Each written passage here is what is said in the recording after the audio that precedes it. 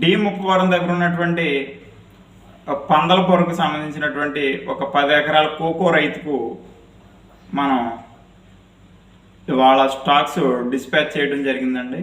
మనకి కోకోకి 8 క్వింటాల్ దిగుబడి వచ్చే విధంగా తయారు చేసి ప్రాక్టీస్ చేసినటువంటి రైతు డైరెక్ట్గా ఆయనకు ఫోన్ చేసి ఈ విషయం చెప్పడం జరిగింది.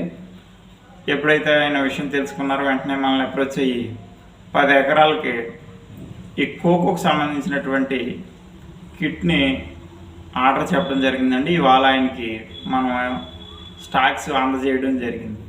సో ఈ వీడియో ముఖంగా కోకో రైతులందరికీ కూడా విజ్ఞప్తి, మనకి టైం అయిపోయిన తర్వాత దిగుబడి కావాలి అంటే అది జరగని పని. ఏ టైంలో ఆహార పదార్థం ఇస్తే కోకో మొక్క ఆహారంగా గ్రహించి తద్వారా దిగుబడిని ఇవ్వడానికి ట్రై చేస్తుంది. అదే మనం వేసవకాలంలో ఇచ్చినప్పుడు దానివల్ల ఏ విధమైన ఉపయోగం ఉండదు.